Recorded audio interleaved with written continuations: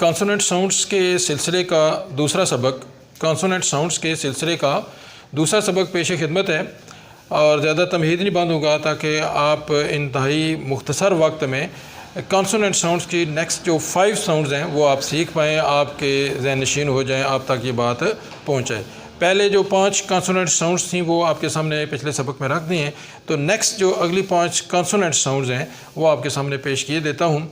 Consonant sound से मुराद मैं फिर एक दफ़ा कह देता हूँ कि ये वो साउंड्स हैं जो सिंगल लेटर के साथ, यानी लेटर सिंगल होता है और उसकी साउंड भी सिंगल ही होती है, तो उसको हम कॉन्सोनेंट साउंड कहते हैं। और दूसरी बड़ी वजह कि वो कॉन्सोनेंट्स जो होते हैं वो अदर दैन वाउल्स होते हैं, यानी ये वो लेटर्स हैं, ये उन लेटर्स की साउंड्स हैं जो कि वाउल्स नहीं है। वाउल्स जो है वो एक अलग अगले लेसन में इंशाल्लाह वाउल साउंड आपके सामने रखूँगा।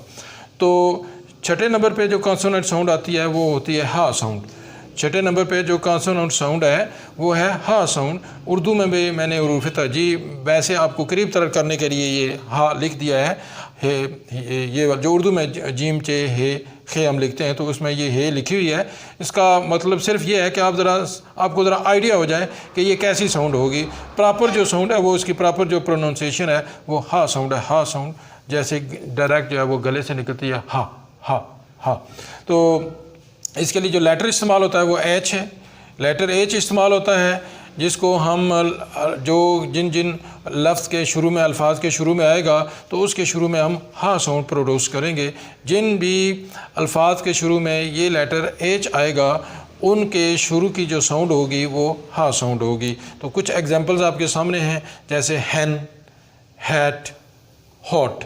तो शुरू में जो साउंड आ रही है वो हा साउंड है। हा हैन, हा हैट, हा हॉट, हा हैन, हा हॉट, हा हॉट, हा हैन, हा हैट, हा हॉट। तो हा साउंड ये छठे नंबर पे जो कॉन्सोनेंट साउंड में साउंड आ रही है वो उसके लिए लेटर ये इस्तेमाल होता है, लेकिन साउंड है हा साउंड, हा साउंड, हा साउंड। नंबर 7 जी, ज। ज कौन सी साउंड है? ज साउंड। कौन सी साउंड? ज साउंड। उर्दू में ये रुफ़े तरजीह आपको ज़ाहिर कर रहा है, थोड़ा बहुत आइडिया हो रहा है आपको कि ये साउंड है ज साउंड। और इसके लिए लेटर ये इस्तेमाल होता है जे, जिसका हमने नाम रखा हुआ है जे। ऊपर जो लेटर है उसका नाम है एच, नीचे जो लेटर है उसका नाम है जे, लेकिन ये जो साउंड देता है वो है ज साउंड। ज ज ज ज जेट, ज जल, ज जग, ज जूस। ज जेट, ज जल, ज जग, ज जूस। तो आप देख रहे हैं कि इन अल्फाज के शुरू में जो ज साउंड है वो ज़्यादा नुमाया है। जेट, जल, जग, जूस।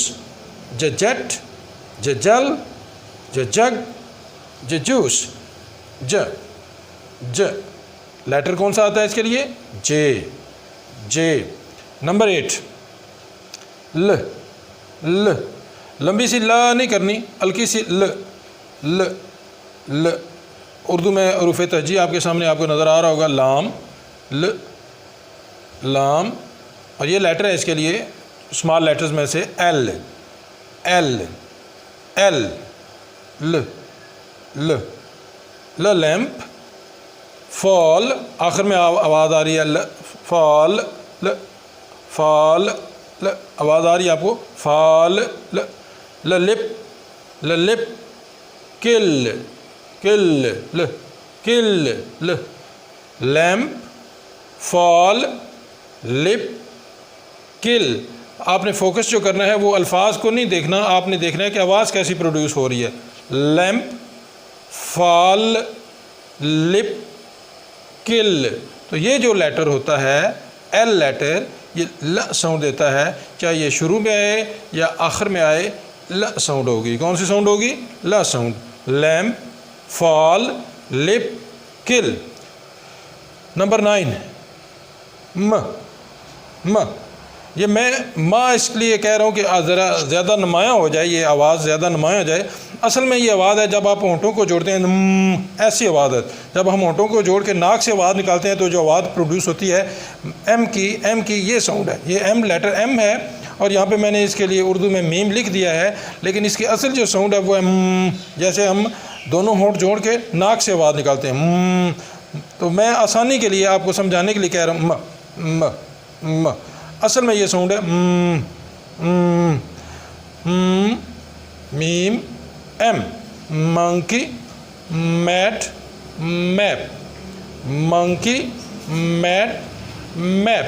तो जब इन अल्फाज के शुरू में हम ये आवाज़ निकालते हैं तो आप ख़ुद महसूस करेंगे कि आप दोनों होंठों को जोड़ते हैं और आवाज़ जो है वो नाक से निकलती है, एक सांस के ज़रिए एक लिहाज से नाक से आवाज़ निकलती है, ऐसे आवाज़ निकलती है, monkey mat map, monkey mat map. तो असल आवाज़ जो है इसकी वो है आगे जी नंबर 10 पे एन, ना साउंड, ना साउंड, एन से लेटर इसके लिए एन आता है और ये उर्दू में इसके लिए मैंने नून लिख दिया है ताकि आपको ज़रा आसानी हो।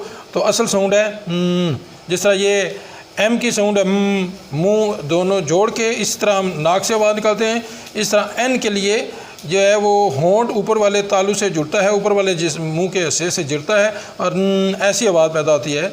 यानी जो ज़बान है वो दांत के अंदर वाले हिस्से से जुड़ती है, तालू के अंदर वाले हिस्से से जुड़ती है और साउंड पैदा होती है असल ये साउंड है। तो आसानी के लिए बस मैं कह रहा हूँ ना, ना साउंड, ना साउंड, ना साउंड, एन नून